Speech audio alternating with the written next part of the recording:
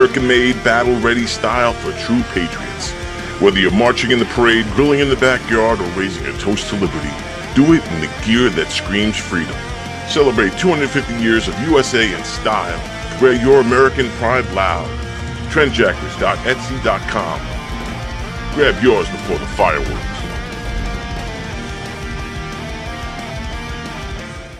America's turning 250.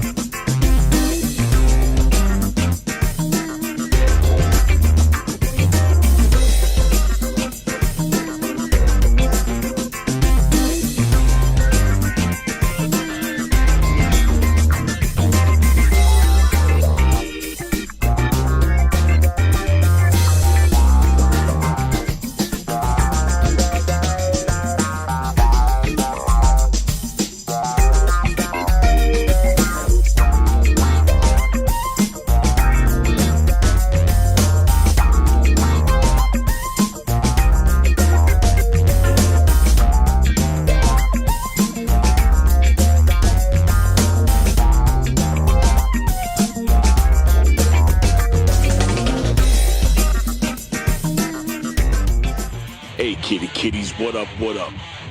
Welcome to Primal Scream. This is your host, Nick Graystone. For the next hour, we're going to talk about fantasy, reality, and everything in between.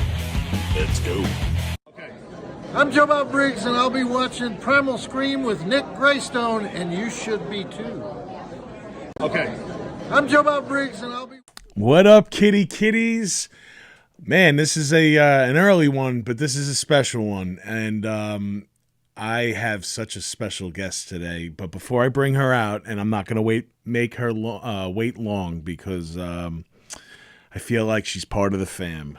All I got to say is the Saw truly is fam, and I will get to that in a minute. How's everyone doing? This is Nick Graystone with another amazing episode of Primal Scream. I hope everyone's doing well. I'm doing awesome.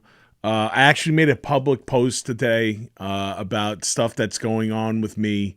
The other day I did a weigh-in, and I told everyone today, like, I haven't made an official announcement about it, but I hit a goal, and I wanted it before my birthday, and I'm 101 pounds down today. Thank you, Tony. That's too kind. And to the millions of people that are cheering me on right now. I did the gastric sleeve on August 12th, and it was for the greater good. I feel good. I feel great. Moving around, doing everything much better. As you hear now, I don't sound like Darth Vader talking and stuff, and like I'm not breathing and wheezing and doing all that nonsense. And yeah. You know what? I actually feel so good that I feel like I could be Gunnar Hansen's stand-in right now, being Leatherface and running in the hot Texas sun. And that is the guest that I have today, one of the original cast members from my favorite horror movie of all time, one of my favorite movies of all time, the movie that started it all for me. At the age of 7 years old, my brother being 7 years older than me, 7.5 years older than me, he's the one that really implanted these seeds of horror, of heavy metal, and rap. I always give credit to my brother Matt for opening the doors to me. Obviously, I ran with it. I did other things. I'm in movies now. I have a kick-ass band, and the thing that really started it all, was Texas Chainsaw Massacre. I remember seeing it as a young man at 7, and it changed everything. The feel of the movie, uh, it, the runtime, like it just wastes no time. I couldn't believe what my young eyes were seeing back then. Was it real? Like what was going on? Just even like the tone when it first starts with the narration and everything. And I've been very fortunate enough to meet most of the cast. Uh, the first time that I met my guest, I'm gonna bring her out right now. I don't want to keep her waiting. The lovely Miss Terry McMinn has agreed to be my guest today. Dear, how are you doing, Miss McMinn? Nick, I'm doing great. Thank you so much for inviting me. Oh, But you're you know welcome. what? I did not know you had gone through this transition, and I'm so happy for you.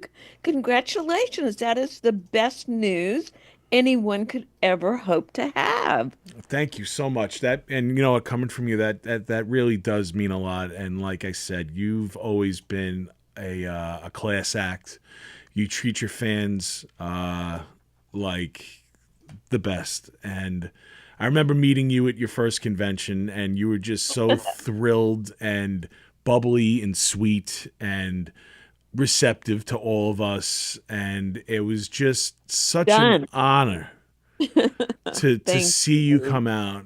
And yeah, it's so cool. It's amazing. The movie right now, uh, we just you guys just celebrated 50 years of Texas Chainsaw Massacre, going on to Amazing. 51, right? Like Amazing. Yeah, I thought we were at 52, right? In 76. I mean, 74 came out, so yes, going on to 52. going on Yes. to, wow. And it was so, Kim was great because he got us all lined up a couple of years before that. It hadn't even really dawned on me that it had been 50 years. But once Kim took over, he brought us all together many, many times. And it's just been such a wonderful fun experience welcoming our crew members, I think you got to meet Kim and Wayne and Yeah, Daniel and Ted Nicolau.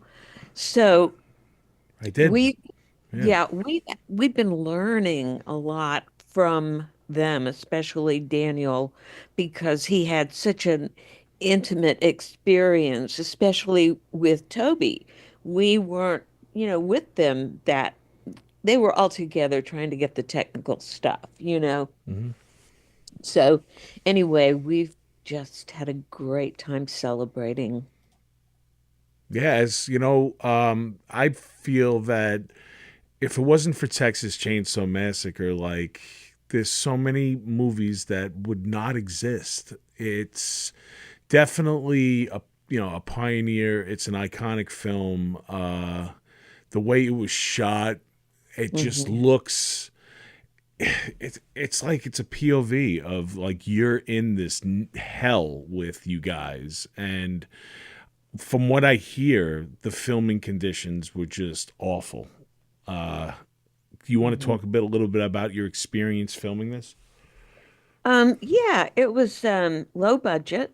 I Hmm. mean, the RV that they had down by the Sawyer's house was unair conditioned and it was hot.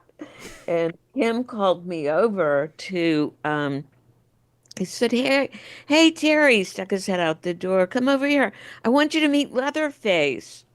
And I went, oh, okay. So, I'm dressed in my little shorts and that bathing suit and blah, blah, blah, blah. And I walked over and I walked down the aisle of the RV and I saw this big person taking up one half of the banquette, with his back to me, curly hair.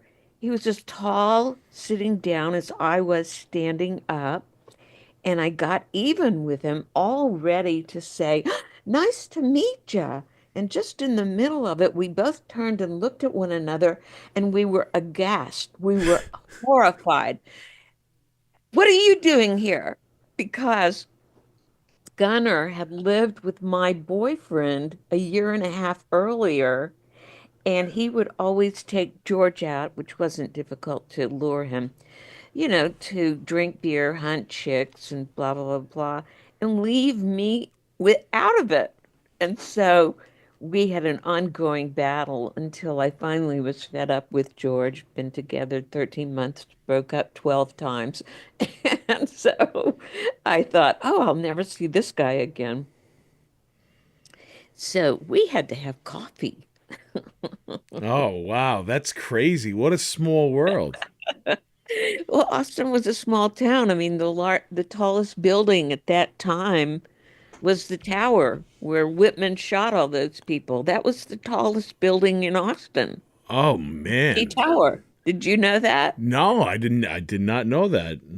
Yep, yep. It wasn't until the 80s that they really, I think, built something taller. I'm not sure what year, but at that time it was just a tiny little college town. And we were in Round Rock, which was north of Austin, about 15 miles north of Austin, where they found the location for the two houses, who Wow. happened, those two houses were located across a dirt road from one another. So the houses where the original location was, is it the way that it kind of plays out in the movie? It's like down that road where that gas station is, or No, there was no. something Oh, totally no. different? The gas station is located about 50 miles away in Bastrop. Okay, so I visited the gas station, but I wasn't sure what exactly happened to those other houses. I know that they picked one of them up and moved it, and like now it's Hooper's, That's the right. restaurant. But Yeah, it was okay, first another set of owners. And so, anyway, but now it's taken off and they sell a lot of memorabilia there, I noticed. And anyway, the two houses were across the dirt road from one another, and the Hardesty house was just set off the road. Oh, like about 30 feet to 50 feet, not that far from the road. oh okay. But the But it Sawyer, seems like it's like so far away. Like when you guys are looking, like when they're looking for you guys later on in the uh, movie, going through the uh, brush and the the old pool and stuff, and yeah. But it's only like in reality, the it's only Dry that Gulch. right there. Yeah, yeah, yeah. Yeah. Well, that was yeah, there was a lot more land, and there was a family living in the Sawyer house, but they had to move out for part of the time that we were there. hmm And um, so anyway, yeah, So when you first met Gunner on the set, did they already have the mask and everything ready to roll, or like did you meet him like he was just Gunner, like dress? yeah, I just met him. He didn't have on any costume at Okay. that, just his jeans and shirt, Oh, or okay, okay. whatever. Yeah. And he, we didn't actually see him. Toby kept us apart from him. And then the day that, I had my scenes with him, starting in the house and all of that. So, for one thing, let's see, those scenes where I'm inside the house, it seems like we shot those first, Oh, where before the outside, like children. with the iconic shot Hmm. Oh yeah, The that bone shot room. was unbelievable. I mean, like still like I feel so many cinematographers stole that with like the the trailing shot from you behind underneath Right. the swing and just like so ahead of its time and like just unbelievable. But getting into this scene now in the house, I actually have a clip that I want to share with everyone. This is the introduction to a movie maniac. You're about to see something that changed my life, and it's still one of the most intense scenes. I'm going to play it and we're going to talk about it. Okay, so here we go, everybody. This is a little scene that I wanted to show from the original movie.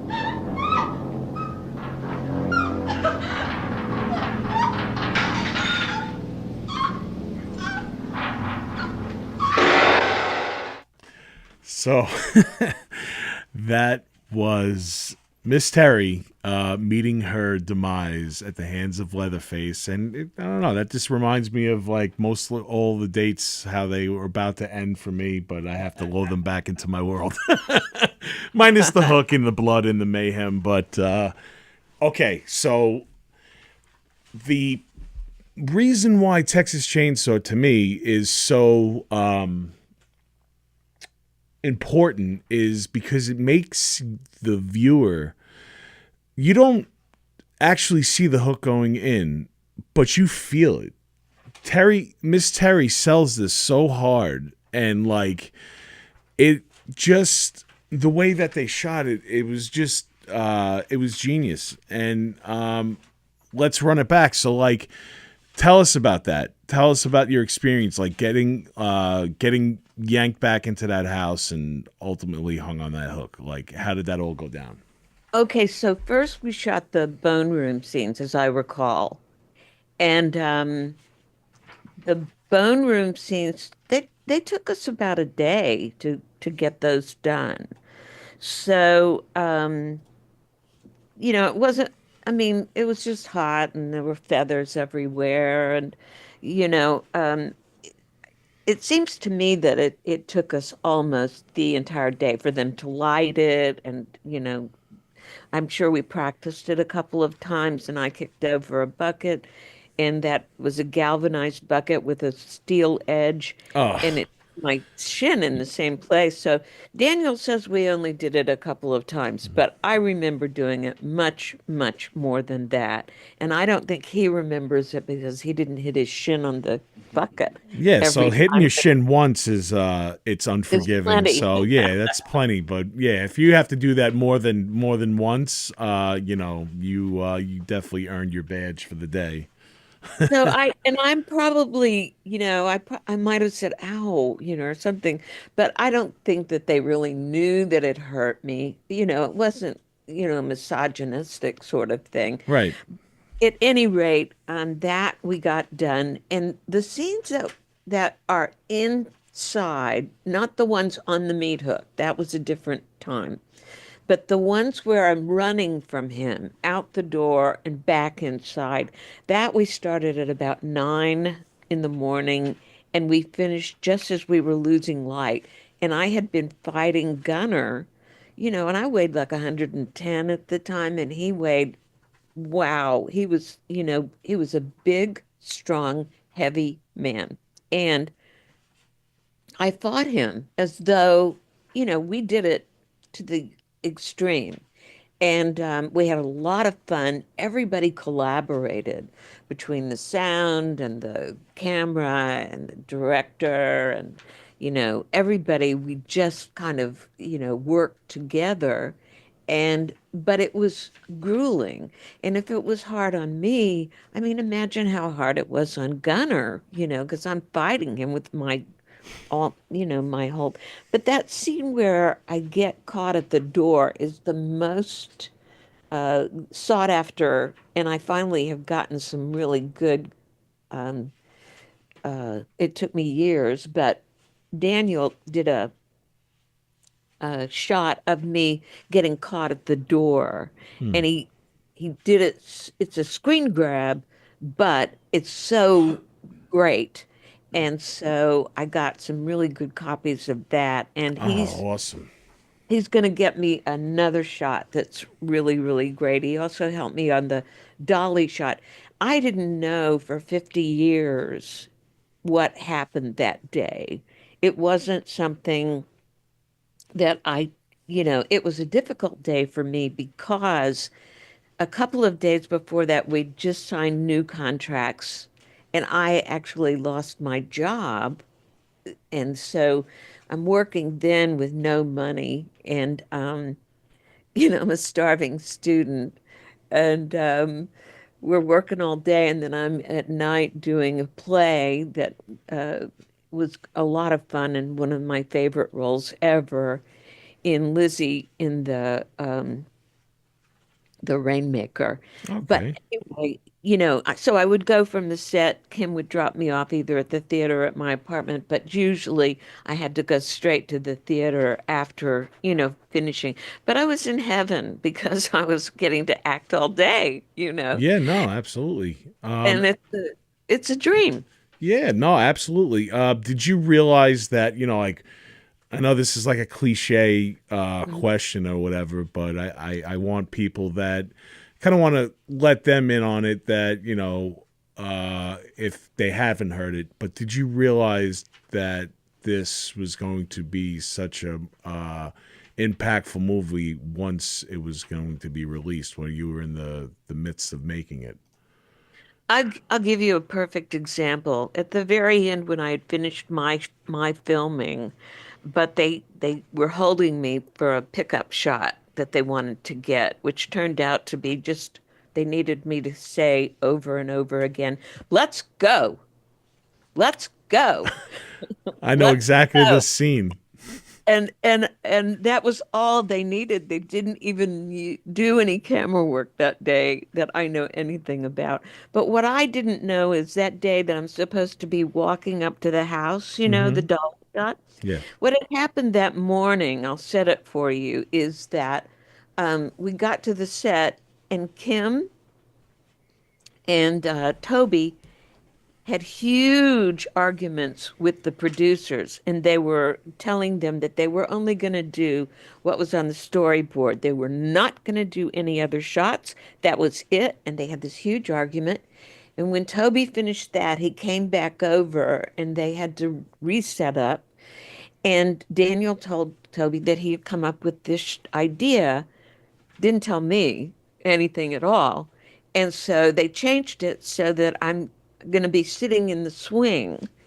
And I looked over, Dottie was fixing my makeup, and I looked over and I saw Daniel crouched underneath the swing with his camera. And the swing was a slat swing, and I'm wearing short shorts. And they had just asked me 2 days before, after we had signed the new contracts for deferred money, that if I would do a nude scene, Oh. a skinny dipping scene. And I was stunned and I said, no, I won't. I'm not gonna. And I had no protection. There were no agents protecting me. I was a young 21-year-old girl with my first film, no experience. And so I was horrified, at Yeah. that thought. And so then I see Daniel sitting under the swing, and I know that I'm going to park my little two cheeks on that swing that he's underneath, and I am not. where I don't know what the hell is going on. And I looked at I said, "What is Daniel doing under the swing?" And she said, "Oh, I don't know." And she walked away. Now, Mm. so I was, very suspicious then I go over and Toby and and there is this incredible shot that I was finally shared. Daniel and I got it. And it's of Daniel hunched under the swing, me sitting in the swing, Lynn Sherwood's behind him, and Toby on the left. And there was such tension because I did not want to go and sit down on the swing. And I told Toby I wasn't going to do it, blah, blah, blah, blah. Well, he had just been through all that I knew nothing about. I knew nothing about what Daniel's vision of me walking and the camera following me Right. and sky above, clear and blue, gorgeous day, girls bare back. I had no idea at the symbolism or the nuances that would take place with that wonderful shot. Oh, it And I, sets it up so perfectly because like you said, it's a beautiful day out and it's just like 180 time, kids, because this beautiful set and scene is going to turn into like absolute horror, like within 30 seconds. so what was great is that when I'm describing how I feel when we shot that scene, Daniel saw my post on Instagram and he popped on and he gave his rendition of what the argument. And Toby finally told the guys, the producers, said, I'm still the director. Daniel is still my cameraman. And we are going to take this shot that Daniel came up with. And that's what's going to happen. And I had no clue. The only thing I knew was that when Toby told me finally, so I would sit down and shut up and do the scene, he said, "Oh, God damn it, Terry, we're going to shoot all around it." I thought, shoot all around it. Yeah, that What sounds comforting, that mean, Toby. Thanks. right? And so I'm sitting there and all my lines are Kirk, Kirk, Kirk, Kirk, Kirk, Kirk, Kirk, Kirk. And I am so livid that I'm just have no lines, right? It's not enough for me. I wanted some lines, but I didn't know that everybody's eyes would definitely be on one spot, and that would be my bare back and my butt. Mm. And all I worried about was my Aunt Jerry and my mother, who were members of the Joel Osteen Senior Church. It's Joel Osteen's father, and that they're going to see this movie, with my Right. in CinemaScope and Technicolor, right? And I am more mortified, mortified, mortified. In fact, when it came out, I saw it with a bunch of kids. Andy Devine told me when I couldn't, they wanted me back for the pickup shots, and I had an offer to go make 4 grand, which, if you multiply that out, what that is today, to a person who can't pay their rent, who's lost their waitressing job, it was Significant. Yeah, dramatic. yeah, sure. And they didn't say, "Oh, Terry, we're so proud of you. How wonderful. You negotiated that?" I did. I negotiated that. And Peter Breck, the guy who was from the Big Valley, the Nick Barkley, he was the illegitimate. Yeah. He couldn't believe it either. His mouth was hanging open when I hung up the phone. I said, "They agreed to it." But I Wow. couldn't go and do There it you because go. they told me you signed a fucking contract, Terry. Yeah. And so that day that I'm sitting on the steps, that very famous shot where I'm sitting on the Yeah, yeah, yeah. steps. And it gives you the tooth. Yeah. Well, they're doing that pickup shot where I'm sitting on there, and she was dating Toby. I can't remember. She was the AD though, his assistant director, and she did all the stills. And she walked by and she knew that argument that I needed, you know, that I needed the money and what had happened. And she knew exactly why I was so angry. I was about to cry and she said, "Terry, look over here." And I kept my hands, around my face and I just looked to the left and she caught that picture. And I had never seen that picture until when I was coming out and I met you in 2008. Yeah. And someone said, "Hey, Terry, have you ever watched your scenes on YouTube?" Because they knew I was still very uptight about the shorts and everything. And I said, "Oh, n no. You know, I had just seen it 2 times or whatever on people's screen." And they said, "No, on YouTube, your scenes." And I said, "Oh, what's YouTube?" I was so out of it, you know. And so I watched it on the computer, but the whole time I'm looking at it, I'm thinking to myself, "Oh, can people tell that I'm watching myself on this?" Oh my God, I was so naive about the entire internet and everything, It's right? amazing how far it's come right now, and it's just like such a it's unbelievable technology, you know. Thank Well, God what was, the youth right now helps, you know, like with oh it because yeah. I'm like, you know, I have my man right here, Tony. He helps me with all the technical stuff. I'm just like the gorilla that they let out of the cage and put the mic on and I speak.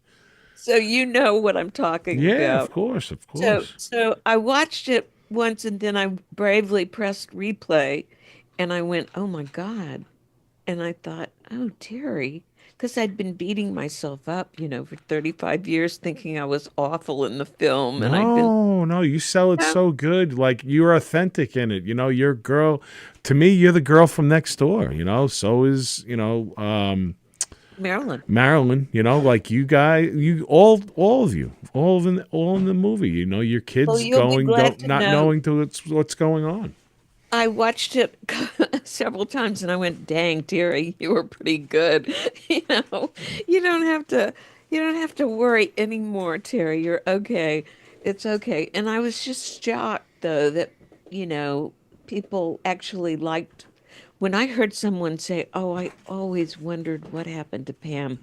I thought I was going to ask him to marry me because I was so like, "Oh my God, you're kidding," you know? So it was really a lot of fun to kind of find out that I had been wrong all those years and that actually people loved my character. Oh yeah, no, it's you know what's crazy too that this movie like this is I think that filmmakers should follow the recipe of Texas Chainsaw with the runtime.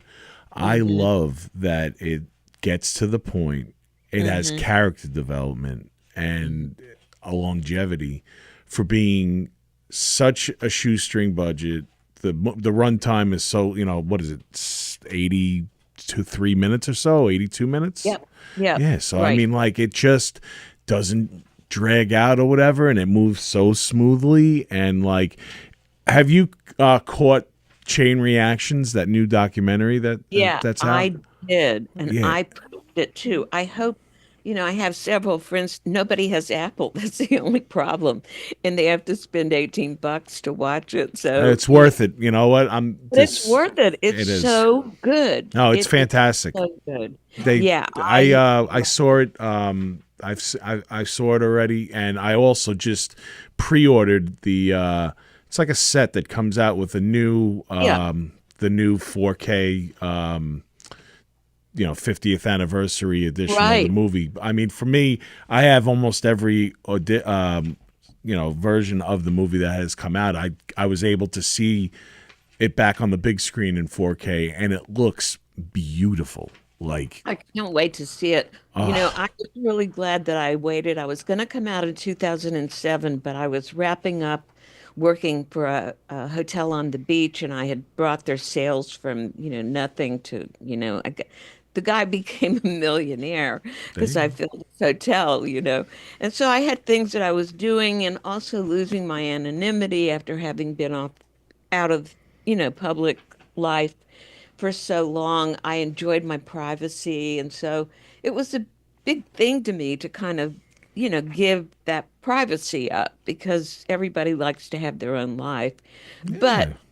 it became a lot of fun and I learned how to, you know, draw my boundaries because, you know, sometimes people get a little crazy ideas and they kind of stalk you or Oh, whatever. so I you know what I was gonna ask about that. Like, Mhm. have there been Yeah. people that with like weird demands or trying Mm. to contact you? Like, throughout the years. I would assume that has Many, gone on. many years before that, when I lived in Austin, the guy that does the tours, Tim, who does the Austin tours, and was good friends with Gunnar, they were trying to get me to come out then, but I had my own flower business and I worked 10 days a week, 25 hours a day.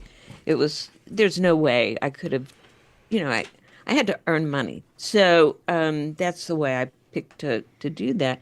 But anyway, Tim had me come out just barely. It was when the internet was just getting going in the mid 90s. And this guy came along who wanted to know my shoe size. Oof. And then he wanted to know my bra size. And when I heard that, I completely ran right back in and I refused I didn't tell anybody. If people, like I worked in a law office and I did their flowers weekly in one of these big old historical homes here. And so I walked in the back door and everybody was having their lunch in the kitchen. And I heard this booming voice from the front. It was the attorney. And he said, "Is that McMinn? Tell her to get in here." And I said, "Oh my God, was there something wrong with the flowers?" Or walked into his office and I said, "Hey, Mark, what's up?" And he said, "You never told me you were the girl on the meat hook." And I said, Wow. "Don't feel bad. I don't tell anybody." I'm so happy you agreed to do these and these reunions. Like I said, for my intro about Texas Chainsaw, it's always been a special place in my heart. The Saw has always been family for me. I going to my first convention at 10 years old, I met Gunnar. He actually invited my family, my mother, my father, to have breakfast with him. And it was just a nice, I hate that word, gentle giant or whatever, but he really was. He was just a really nice guy, and Well, he really took a great joy in meeting fans, and he really enjoyed it. That's why, the fans really adore him, yeah. and it's good to see everybody appreciated. I know Daniel is now going out. He and Ed and John, they appeared in Scranton last weekend together. Yeah, they did. You know what? I missed that one, but the one 2 months before that in Pennsylvania, I met them. Mhm. I met Ed. Actually, I met Ed for the first time in where was it? It was in Texas Frightmare. Not Yeah, Ed, not Ed, not Ed Neal. The Ed Gwynn. and Gwynn, yeah, and he was somebody that I had sought after for a long time to meet because I had to get him on my What poster. a sweetheart. And he was really, when I saw that reunion, I was fortunate enough to do that photo op with all of you. Tony, can you pull that up? It's on the top there with everyone. Yeah, there it is. That picture to me is just iconic in front of the van and stuff, and get to see all you guys together. It really just brought back a flood of memories for me. And it's cool, like for you guys too, like to see each other. It's all these years. That's what is so great about Kim coming in and taking over, because he is the one. He first arranged our first Zoom, and so you had all the cast in a Zoom, and then you had all the crew guys in a Zoom, and then he began. He included us in merchandising.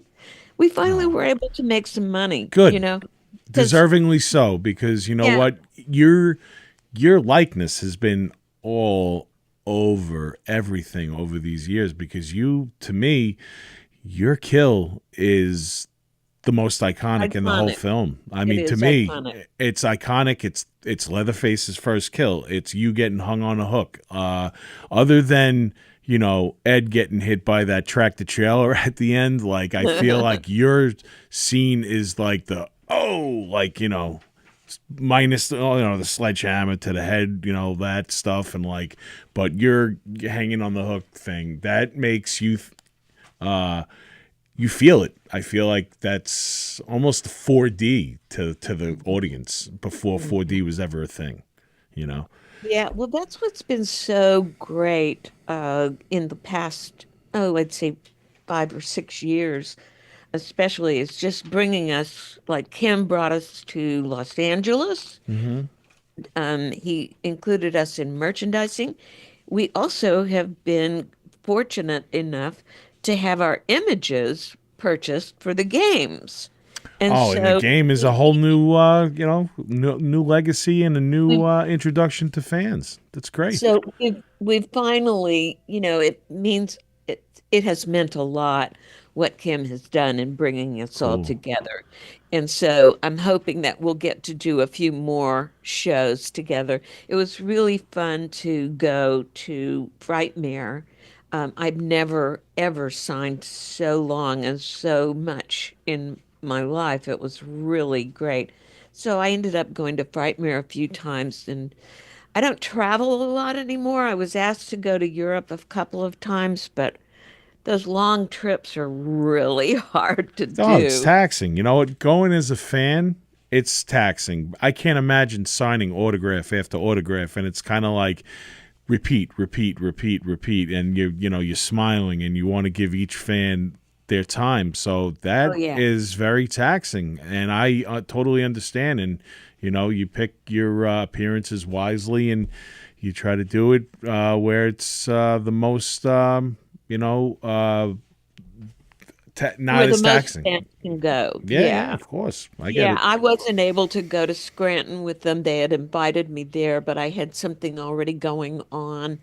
And so I wasn't able to, but anyway, we're all very grateful, and I'm just very grateful to Kim. He gave us all those 50th anniversary kit things. Cool. So we've been able to finally kind of come together. And you were talking about the meat hook scene and how, that the editing on it. Yeah. And Toby did the editing on that scene when you see my bare back coming toward the hook, Mm-hmm. you know. And a lot of people think that have seen more in the film because it's really they had to cut out so much because of the time that it was done.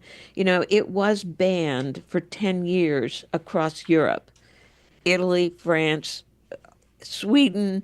Sweden had psychiatrists on television arguing about Texas Chainsaw. It was one of the first interviews I did when I came out in 2008, Mm-hmm. was interviewed by Swedish TV because it had caused such controversy. And people don't realize that by the time it started, a hum and a cult following in the mid 80s, that was almost 10 years after. I was no longer an ingenue. And at that time, it was just when cable was getting started. Sure. So for a woman in her 30s, I remember this Toby said to me, Terry, don't tell anybody how old you are. I was 32. I was 32. Don't you tell anybody how old you are. And I thought, this guy is nuts. Yeah, no, absolutely. But anyway, it was a different time, and people that are fans of it, they just don't remember. It was banned in the UK for 25 years. You had to get it black market, Wow. which everybody did. Yeah. It was so it's been a lovely the last I've been out now 17 years, and I don't do a lot of interviews. I just do a few, but I wanted to do one with you Thank because you so much. That means the world to me. Like I've said, I've met you the 2 times in person, and dear, you're always going to have a place in my heart, and that means absolutely like more than I can ever express to you that you decided to come on here today and share your time with me and reflect on one of my favorite movies of all time. I'm never going to forget this moment, and thank you. Well, it's my pleasure. And I wanted to tell you, I went ahead and I put up, I do stories. I put up like behind the scenes stories, Hmm. but I also have written Pam Lives, and I'm supposed to be working with Paul Safran if he will ever call me back again. He's supposed to be helping me publish Pam Lives stories because they were so popular. And so everybody wanted some. And I thought, well, why don't I just get them done into a nice little book? Yeah, that's So I'm great. working Great on idea. that. But also, I finally started using my phone to do Instagram. And so I found out that you can pin things to the top. Yes, you can. I've been on for so many I'm years, so and proud of you, Miss Terry. That's so great. oh yeah, I'm just something. I even learned how to add music, and I did Oh, some reels with Pam there you running go. stuff. And I put the one of my favorite films is Once Upon a Time in the West, Yeah. and I love Ennio Morricone's music. Oh, it's so good. And so I put the whistling song behind one of Pam's, and then You I got to put let me know when you release this book, because I will, without a doubt, purchase it, and I will also plug it on the podcast, and put a link up for you, and whatever you need, I'll well, be there to what I help you. do, what I do, I'll just tell you is I do teasers. So Mm. all through August, I did parts of the stories, and they each got a few hundred likes, which I consider really a feat for Yeah, me. of course, that's awesome. And also for today, because I know everybody wants to know how the meat hook scene was done, Yeah. I did a post and I pinned it to the very top of the page so that if your listeners want to go and see, who created the harness thing, it's up and you'll see me hanging on the meat hook. And then I think I left up one of the Pam's stories, but all through August, if anybody wants to read little excerpts. And what happened is I was able, because of the format being so extensive on Tumblr, Pam has a Tumblr, and I was able to put the stories up so people can read them for free. So, they can just enjoy them for free. And then if they want to get some nice memorabilia later, I'll have them in a book form. There you go. But If you the guys ones, are listening right now, you can find Miss Terry on Instagram at Chainsaw Gal. One word, Chainsaw Gal. So pretty if you, straightforward. yeah, no, it's she's the OG Chainsaw Gal. So check out her posts. It's very cool.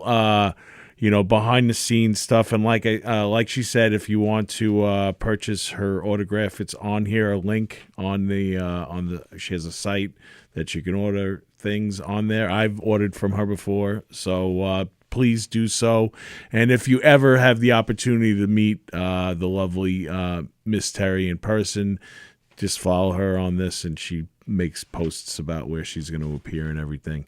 So again, it really means the world to me that you did this today and you take your time. And if you have anything else coming up in the near future that you'd like to plug at this point.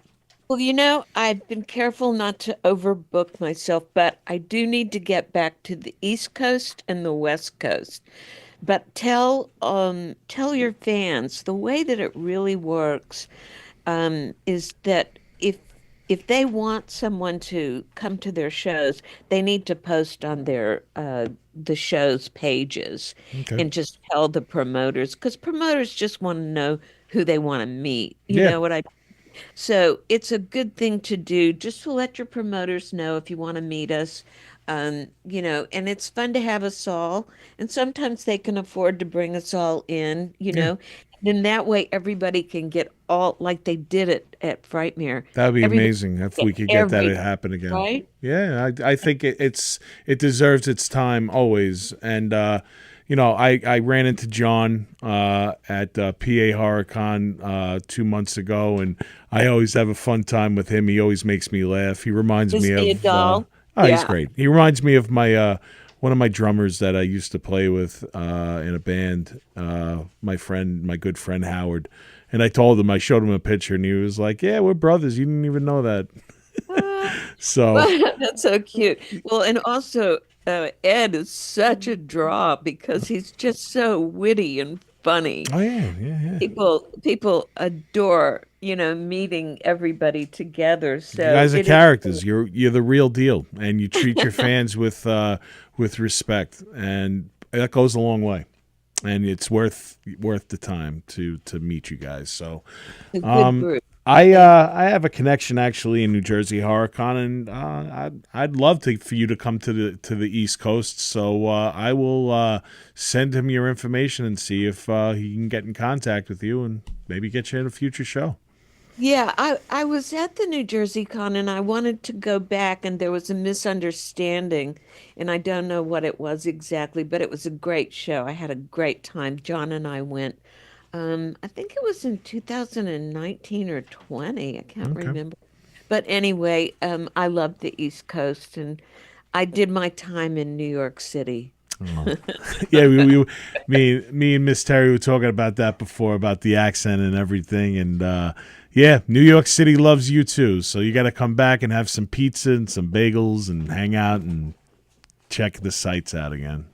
Love to. Thank you for having me on, Nick. No, it's my pleasure. I appreciate it, and I have a few things to plug going forward right now, but I'm going to let you go. And thank you so much. I will send you the link for this show. And again, I hope to see you soon. I hope so too, Nick. Let's get that going. And again, congratulations on all your progress. I'm so happy for you. Thank you, dear. That means the world to me. Thank you so much, Miss Terry. All right, guys. You have a beautiful day. You too. Thank you you. so much. Bye Take bye. care. Wow, that was pretty cool. That was awesome. So I have a few things I'd like to plug right now. I have some great news. We have an executive producer that just came on right now for The Shark That Roared. I've been looking up to this guy for a long time, and Kevin Smith just came on board and is going to help us get this movie out. The Shark That Roared is obviously the documentary about 40 years of Jaws: The Revenge. Not the original movie, the fourth one. And it's one of those movies that is so bad that is so good. But I'm an executive producer on the film as well. We have interviews with Lance Guest and Mario Van Peebles. We've been trying for Lorraine Gary to get on, but right now she has declined, but we're still working on her. And you never know. Michael Caine, too. So if you guys are listening, I doubt it, but Mr. Caine and Ms. Gary, please, we are sending out our invite to talk about one of the worst, best movies ever, and that's The Shark That Roared. I want to thank my sponsors. First, Cinema Arts Center. All November, Cult Cafe series will feature the films of iconic director John Hughes. The retrospective will feature Uncle Buck, The Breakfast Club, Ferris Bueller's Day Off, Weird Science, and of course, What's Thanksgiving Without a Little Planes, Trains, and Automobiles. Catch these 80s classics on the big screen every Saturday night at 9:30. Come early for the special free mix CDs and stickers, and it's going to be hosted by my boy Matt Roran. Speaking of Matt Roran, I don't have any art for it, but the Capri Horror is out right now. Matt's in that. My buddy Lloyd, Forrest, and Jeff from Two Man Advantage. It's a short horror film that's out right now. It was actually released today. Check it out. It's pretty awesome. And it's me 100 pounds ago. So you get to see the difference It's pretty awesome. I'd like to show actually a video, but I'm going to plug the Beery stuff right now, and then I'm going to end the episode with that. Mr. Beery's 15 months are left. These stickers, I just made them. The legendary Mr. Beery's, serving Long Island for 30 years strong. Kiddies, time is waiting. It's not waiting anymore. So you got to get in there, book stuff. I'm keeping up on my end of the bargain. Again, the self-proclaimed Billy Joel of Beery's. I have a lot of stuff going on there. Tomorrow night, actually, Demon Scar makes a return with Witch's Dance and Mouth for Rage. We go on at 9 o'clock, so come on down. On the 30th, actually the 29th, is a matinee there. I'm going to be playing with Fury, Tricks Do It, Whiteout, Lucy Rube, B Divine, and Grossman. 2 o'clock start, and it's not in all ages, but I believe 16 and over. Just don't drink or we'll kick your ass. So come down and have a good time. There's always something going on at Beery's. Monday nights, Mondioki with Kevin Mundy. Vinyl Tuesday, you pick your favorite side of a vinyl. They'll throw it on for you. Wednesday is video game night. Thursday is open mic night, which we're early today, so you still have time to eat dinner and go there and play your song. Tomorrow again, the Scar returns. On Saturday, we have Lolux, Bending Over Backwards, The Buddy System, Forever, and Ringside Tonic.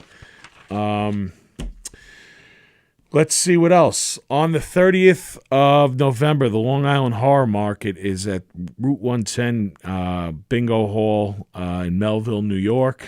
That is going to be awesome. I'm having a table with Crimson Culture, my good friend Crystal Matthews, and Lankin are going to be there. It's going to be a good time. The day before that, actually, on that Black Friday is actually not 2 days before that, on the 28th. We're having a Black Friday sale at Crimson Culture Tattoo. They're going to be doing like flash tattoos. I'm going to have some memorabilia there. Favorite ex-wife is going to be doing some tarot readings. So come on down. The holidays around the corner. If you buy a gift certificate, I believe they throw in some free merch and stuff. Crystal just released her Art the Clown t-shirt, which is dope.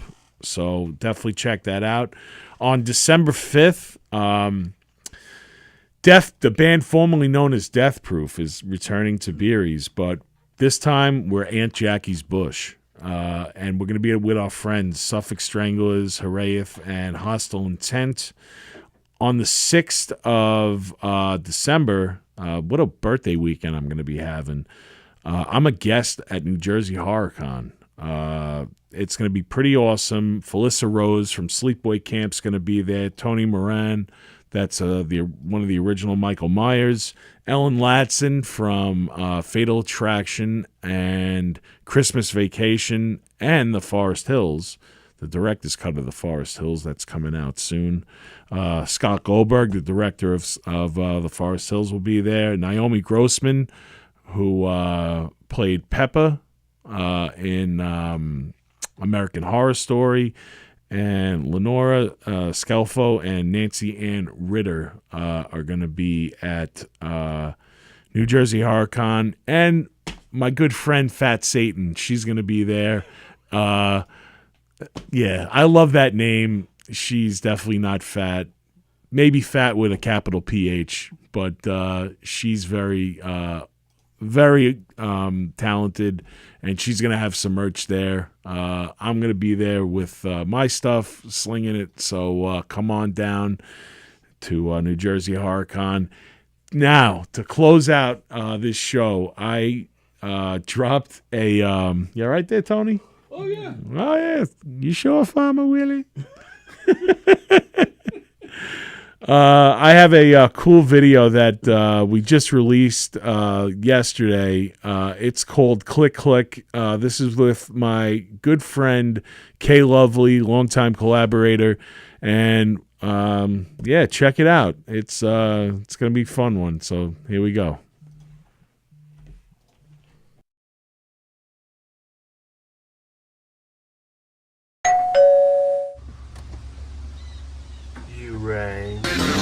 It's about to hit again.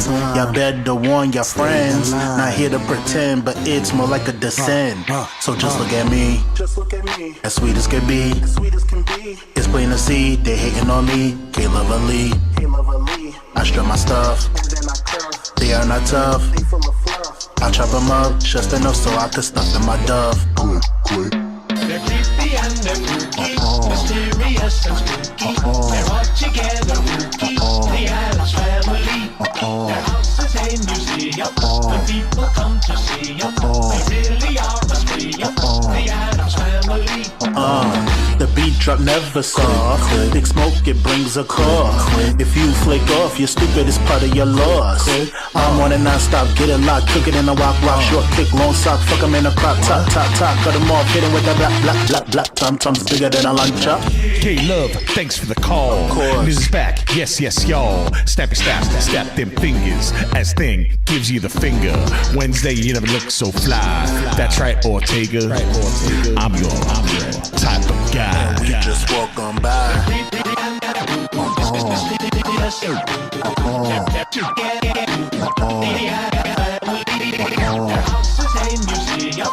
People come to see. They really are a spree, the Addams Family. Knock, Who's there? Tap, We back. invite me, glamour me, come bite me, excite me, make me a vampire, king fang sire, gothic attire, girl we couldn't get much higher, drink my blood, I'll pull your hair, wanna play truth or dare, kiss me if I'm wrong, but you wanna fuck in a bed or a truck, give me brain till we squirt, heart soft in the dirt, gonna make it bleed, can't plant the seed, that's the last motherfucking thing we need. Yes, indeed. You agree? Nah. Lovely had to Peace. come for more. It's just the middle, I got more in store. Never on little, my tongue ain't not sore. He said with Rihanna knocking your door. Spending some time that I just can't afford. Riding the rail while y'all riding the Ford. Moonwalking, but I am not on the floor. Eating these pussies, no need for a fork. Aiming for 10, but I'm pushing 11. Who wants a marriage? I just want a wedding. Hearing that moan, I just put the head in. I wrote a letter to all on the head in. Who it will reach, there is no way you're telling. But I found a way, Magellan, this be slided in. I come put the gel in. They can't handle the kid. Their mindset's rather mid. I rock on the bed, I put all my sons in the crib. Hey yo, Nizza, I think we're unstoppable at this point. Yo, 100%. Lovely.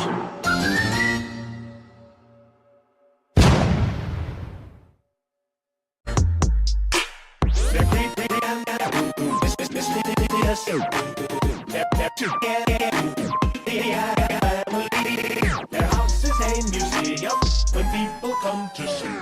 They really are a spree, the Addams Family.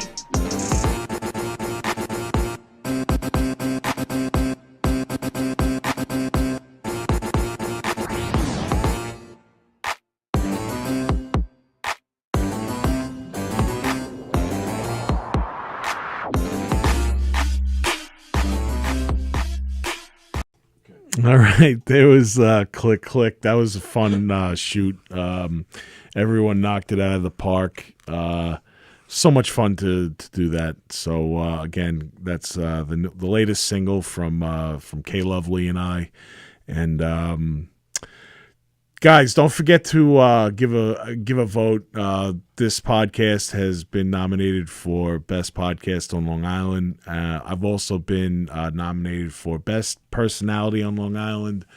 I'm up against like fucking Erin Colton and like some other News 12 anchors and stuff. And it's just an honor to be associated with that. And Demon Scar has been nominated for Best Band. So I'll drop the link. And that's it, really. I want to thank everyone for logging in and spending your early afternoon with me. Again, I want to thank Miss Terry McMinn. She was awesome. Check her out, Chainsaw Gal at Instagram. And for if you want to send any risque photos to Farmer Willie, I will be fetching those as well. So I think next week we're going to be showing the Mark Torgel interview. It took me about 30 attempts, but I have it fucking ready now.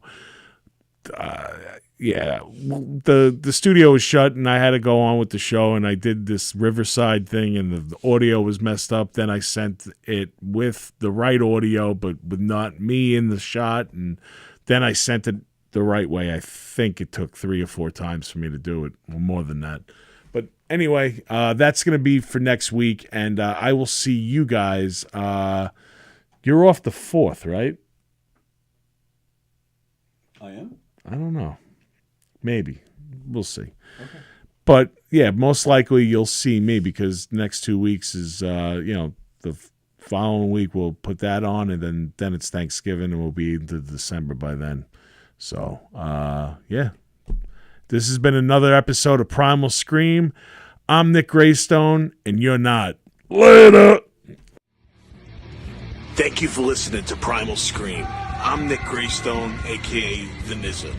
Each week, Primal Scream is produced by Tony Walker and executive produced by Demon Scar. Always remember, nobody writes your story but you. Later.